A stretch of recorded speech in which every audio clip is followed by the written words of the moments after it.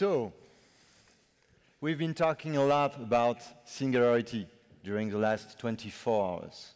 But actually, what does singularity really mean?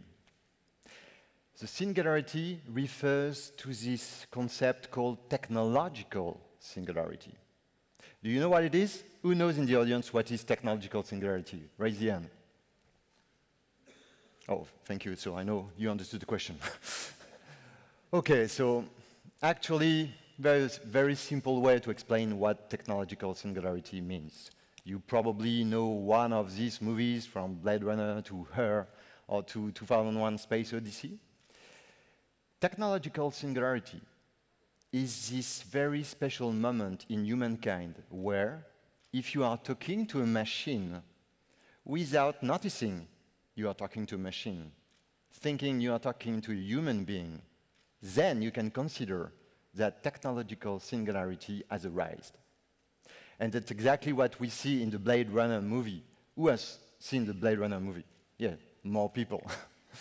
Do you remember the void camp test that Harrison Ford is doing with Rachel just to know if she's an android or a human being? It's inspired from the Alan Turing test, and this is what technological singularity is all about. This moment where actually machines could really act like human beings. And when we are talking about that, when I'm talking about that to my friends, to my family, they always seem scared. But why would it be scary, actually? It's true that if you got Netflix or Amazon Prime, and you look at Black Mirror or Westworld on the bottom left, or Person of Interest, well, it's not necessarily reassuring, because each time machines become clever, becomes intelligent, it's not so good for human beings. It's true. And if you are looking on the upper left, Librettos. Librettos is a machine, an artificial intelligence, playing poker.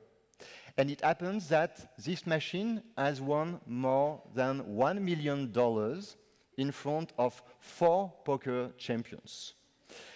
And in a way, what's new? We know that AI has won in 1997 in front of Kasparov. We knew that they won in Jeopardy. They won at the Go player, you know, this kind of Asian chess, which is extremely complex in 2016. But there is a difference here with poker.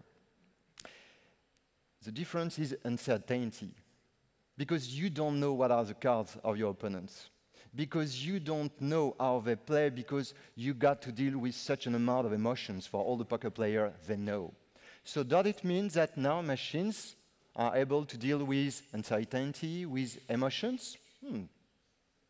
And on the upper right, obviously, we are quite afraid for our jobs, because if machines are becoming so clever, does it mean that they could replace us at our jobs?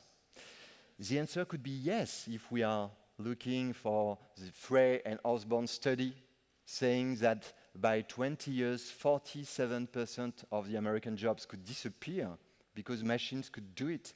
If you follow these studies explaining that half of our skills could be obsolete by 2 years, and I could go on and on with all these studies, yes, actually, we could be threatened on our jobs. And it doesn't only deal with the famous people behind the tills were originally threatened with AI, and we thought, oh, but maybe for us it's okay. No, it's not okay, because now you got AI that are able to help surgeons and replace them eventually, AI writing poetry, AI writing music. That's what you see on the bottom right.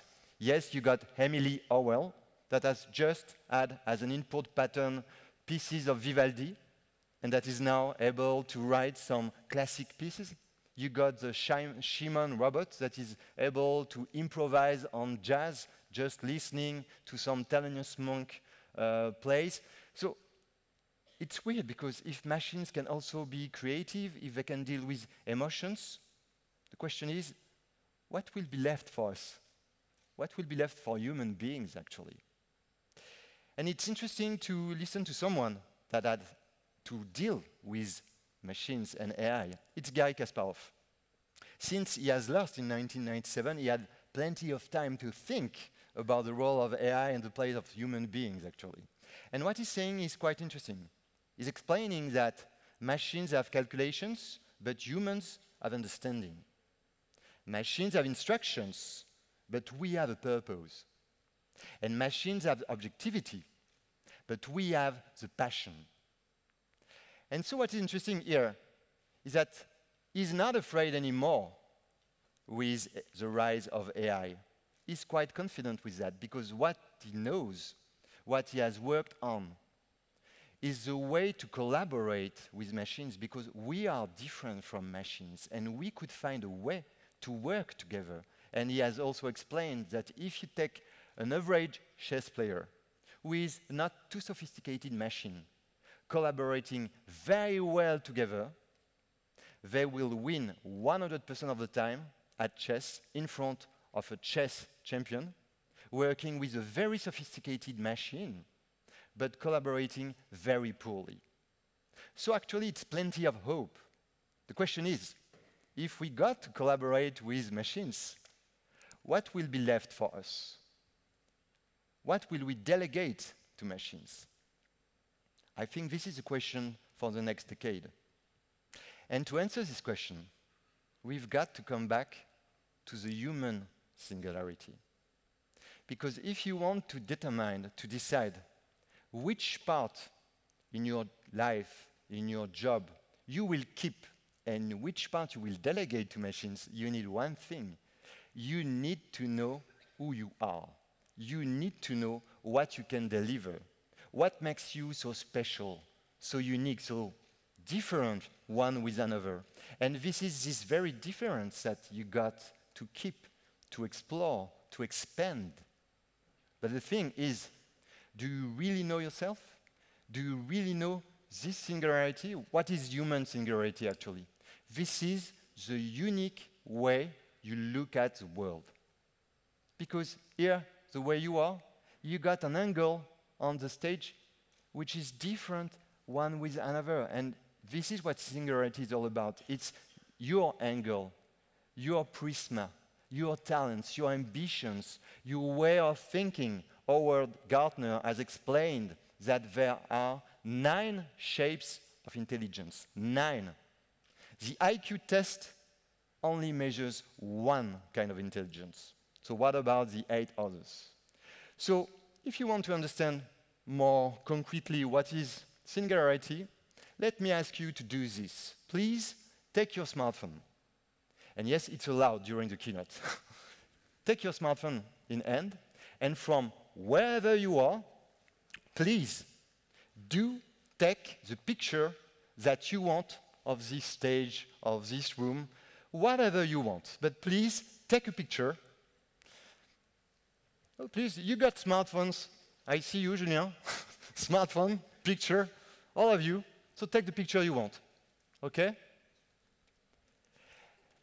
Where you're done, post it on Twitter, if you got Twitter, with the hashtag ClubTS and hashtag Singularity. So I see many photographs are inspired in the room. Yes, please take weird picture. Thank you. And so what you will see when you will look at the tweet line with all these pictures coming all around from you, you will understand 2 things. You will see what is your singularity, your unique way to look at the world. You will see your picture is different from all the others. And you will discover what is the singularity of others, what they were keen on taking. And it will be weird, probably, but we love weirdness. We've got to embrace weirdness, because this is exactly what you can bring and what will differentiate from machines.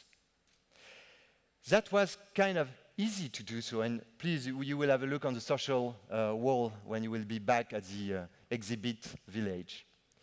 But actually, it's not that easy to find your own singularity, because the scholar system, maybe not in the Nordics, but at least maybe in France for sure, is not meant for helping you to discover who you are.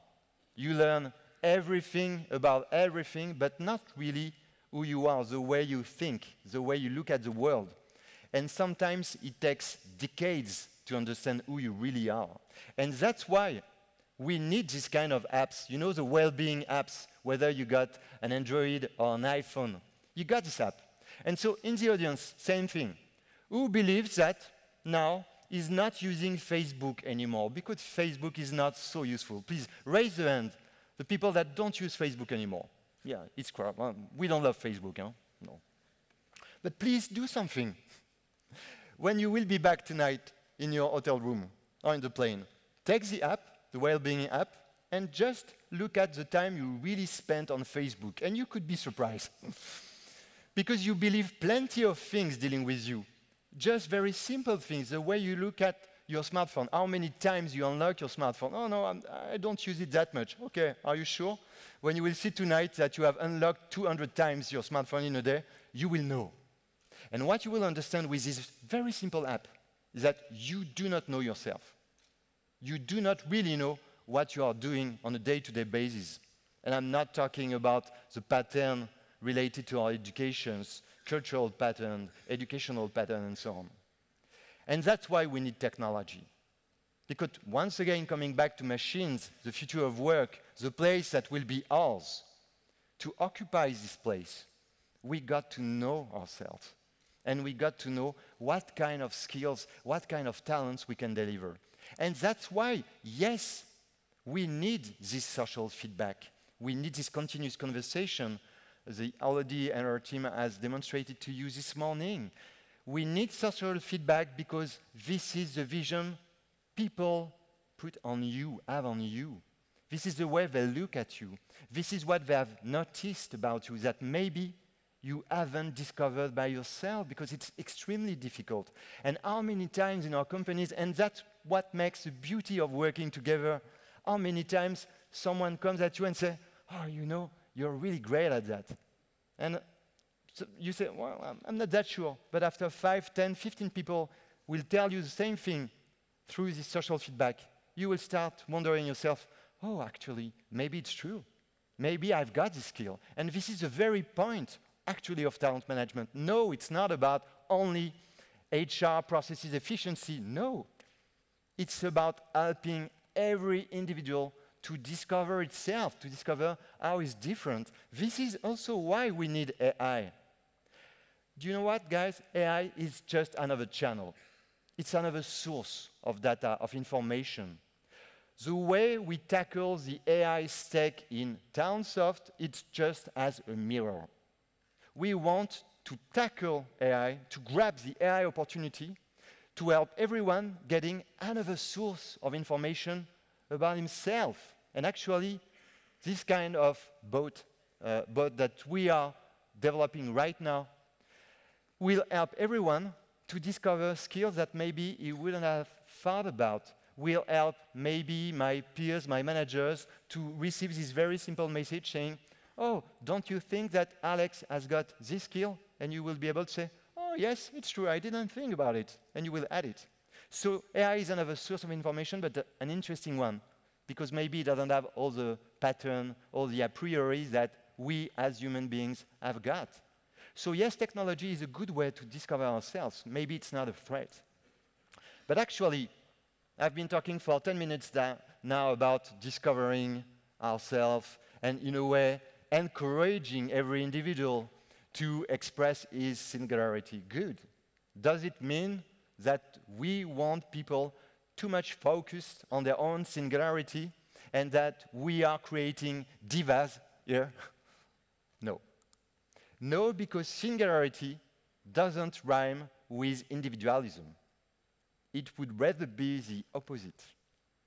Actually, when we deal with singularity, we deal with teams. That's Bernard Weber explaining that union of talents goes beyond their mere addition. You know, this is a famous marketing sentence, 1 + 1 = 3. Okay, cool. But do you really work on this 1 + 1 = 3 formula? This is really the way you deal with your talent management processes? I believe in a way that the market has focused too much on individuals and not enough on teams.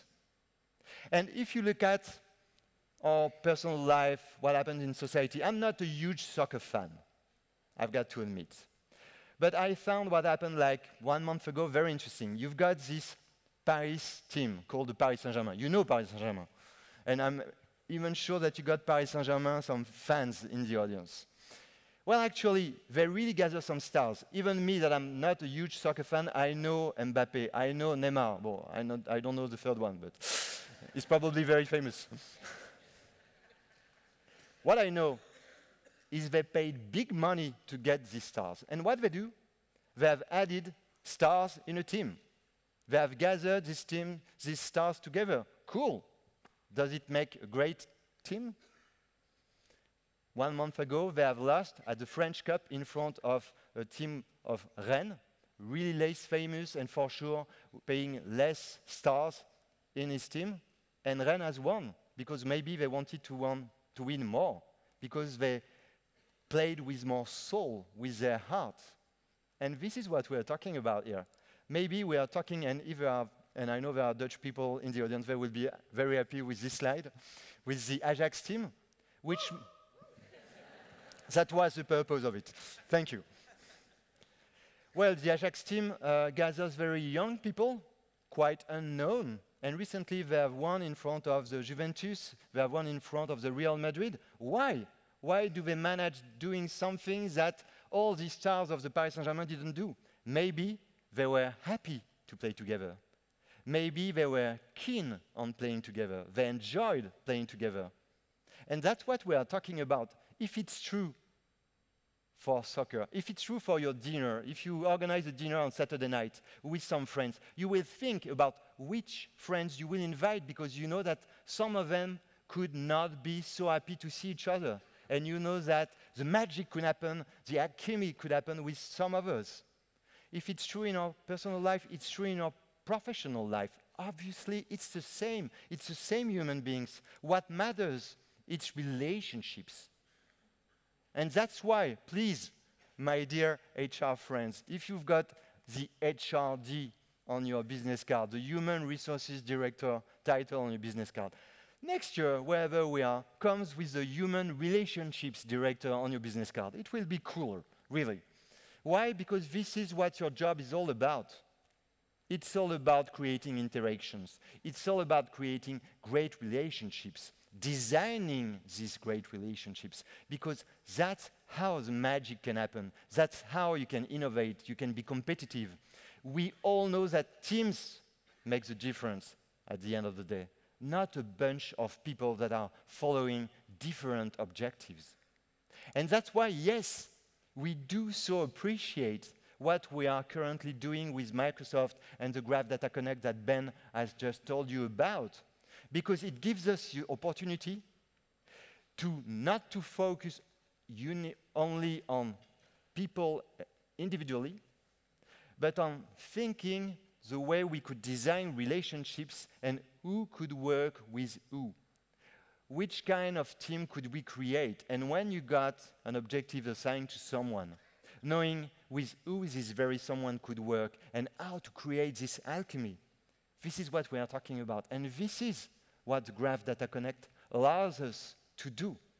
Suddenly, we can get closer to the truth, beyond the org chart, talking about hierarchy, about functional org chart or whatever. And that's why we've got this project builder in mind, because the project team builder will allow managers, eventually employees themselves, when they have been assigned to a special project, yes, they can create this magic. Suddenly, it's not magic anymore. It will be supported by technology. It could be supported thanks to AI. So do we have to be afraid of AI? No. Do we have to be afraid of technology? No. Maybe this is the best opportunity we got. Alain, you were talking about opportunities this morning, dealing with the future of work. It's true. We got this incredible opportunity to suddenly focus more on people, on teams, on relationships, on everything that only belongs to human beings, actually. So, when it comes to singularity, I would say that we only have to keep two objectives in mind. First one, can we help everyone in our organizations, every people at work, to discover their own singularity and to encourage them to express it, to develop it, to be this unique individual they can be, like a piece of a puzzle. But the second goal is at least as much important as the first one. You got to get the purpose, the why, the reason, the mission for singularities to assemble one with another. Because at the end of the day, your teams, your organization, even society is a puzzle. And when you will look the social wall just after of all your pictures, you will notice your individual singularity. But the puzzle won't be that clear, I think. The puzzle is your destination. It's really the objectives that you are following collectively. And if you want people work efficiently, with pleasure, with their soul together, they want to be really eager at assembling their own piece of the puzzle with the others to create this great puzzle. And when we are talking about diversity, I can tell you, a piece of a puzzle, whether it is in the corner or in the center, is not more or less important. Because if one piece is missing, the puzzle is not complete. So this is, as HR practitioners, HRD, VP HR, global HR, that you are. This is what your mission should be, to allow this future of work to happen. And this is exactly how we want to help you at Talentsoft, because creating this great puzzle with all singularities, this is the exact mission of Talentsoft. Thank you very much.